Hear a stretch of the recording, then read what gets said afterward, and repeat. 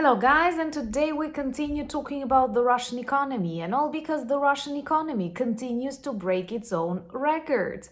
According to the official data, right now the Russian national budget deficit has increased sixfold in comparison with 2024. And that is a perfect demonstration Russia is losing control, both with their summer offensive and with the economy that previously fueled this bloody war machine.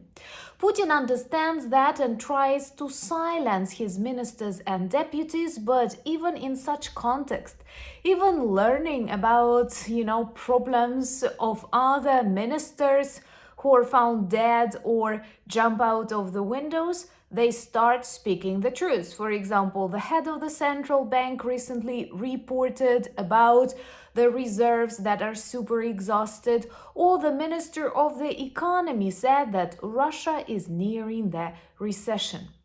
Knowing the way Russians speak about their problems, we may say that the irreversible process of the Russian economic collapse has already started. When I speak about this banking collapse, debts, and other problems inside Russia, many of you say, well, it's nothing new for the majority of their population because they've got used to living in poverty. But please remember that millions of the Russian soldiers who agreed to commit war crimes, who crossed the border of Ukraine and kept doing a lot of evil things here, first of all, do it because of the money they get from the Russian national budget. And yes, you remember the deficit has just increased sixfold. So let's discuss these very important economic failures that resemble the economy of the USSR just before the collapse.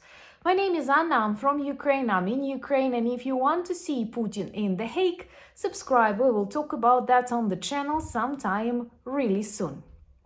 I'm sure many of you remember that less than a month ago, Russia had its traditional not that international economic forum in St. Petersburg. That was once a very important financial business event, perhaps globally, but this year the main delegation came from Taliban. And this was also an interesting event because a lot of Russia's top politicians and administrators started speaking openly about the collapsing Russian economy, and all in presence of the Kremlin goblin. The first one was the head of the Russian Central Bank, Elvira Nabiullina, who spoke about the exhausted reserves of the central bank. We knew that.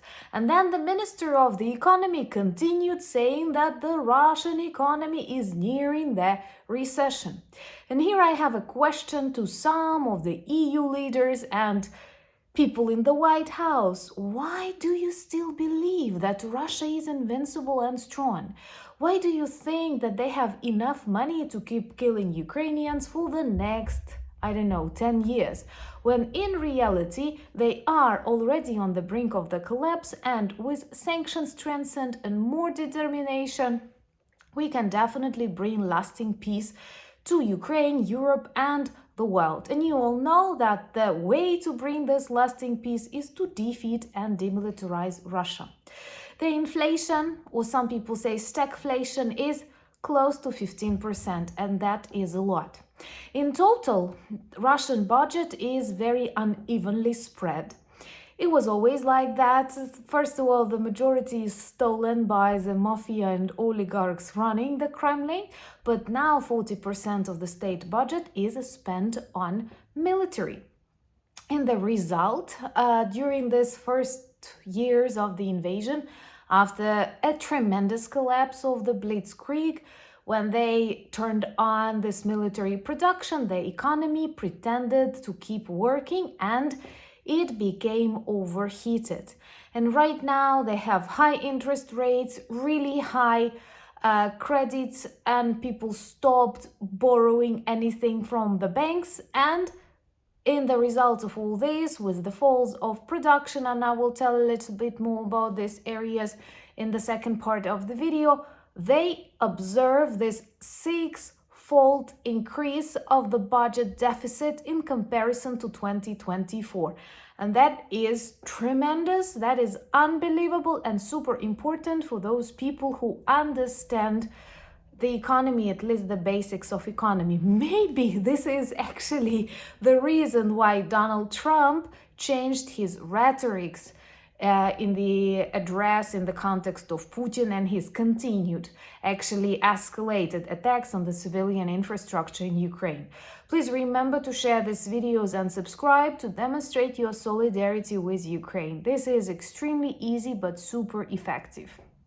One of the reasons also for these problems inside the Russian economy were oil industry, dropping oil prices.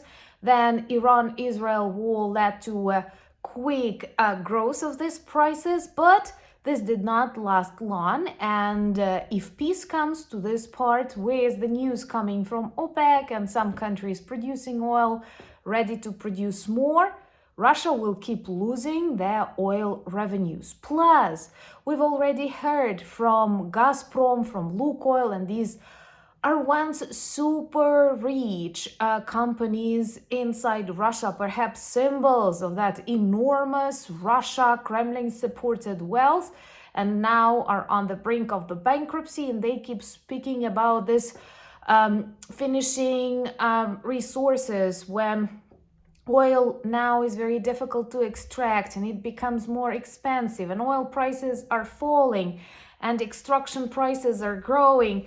And once again, this returns us back to the end of the 80s, when the economy was actually the key factor for the collapse of the Soviet Union. And I had to spend some time in the toxic social media and even some YouTube videos from the Russian TV channels, where some of the Russian so-called businessmen kept speaking about the problems they experience, and it turns out sanctions working pretty well. Well, first of all, no investments. It's pretty obvious that China does not invest in Russia. China simply buys Russia, and no one's sane.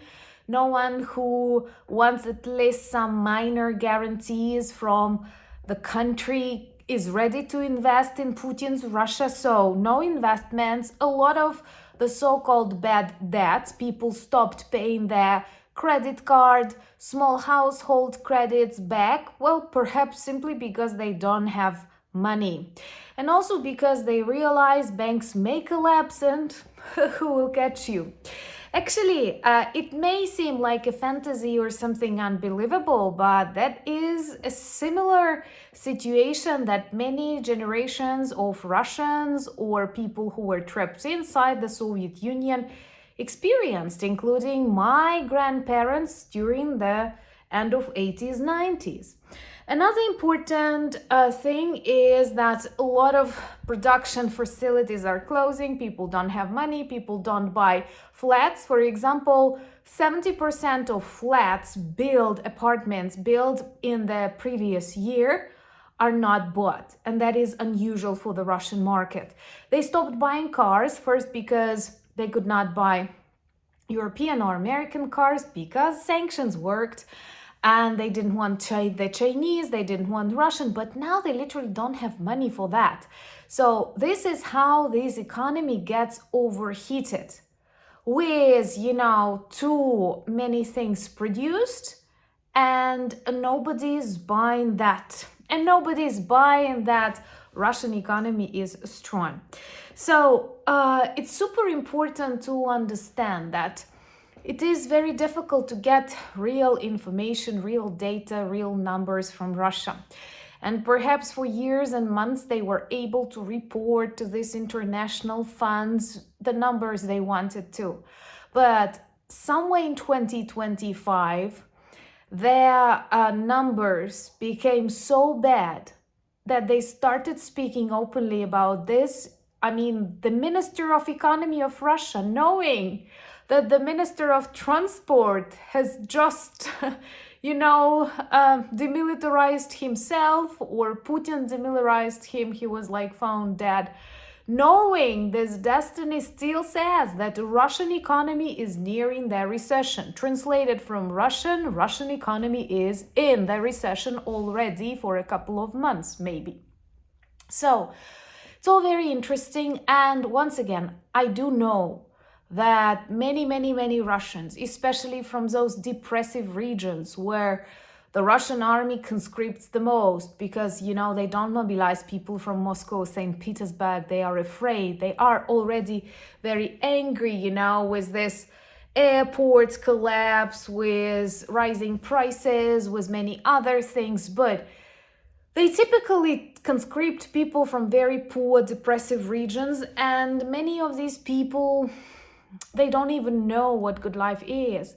One of the reasons why they were so angry invading Ukrainian flats in Kyiv region, witnessing this normal Ukrainian middle class and understanding they can never reach that in their life, even after they signed this contract with the devil and joined the Russian army. So all these people agreed to break the law, to break the international law, to come to Ukraine for the sake of money. Of course, it's not the ideology along that rules them. I'd say like perhaps 85% is money.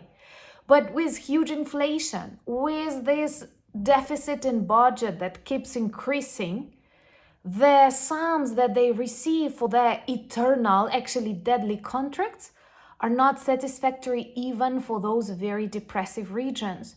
And fewer of them, knowing the destiny, knowing that not many return from these meat grinders organized by the Russian generals.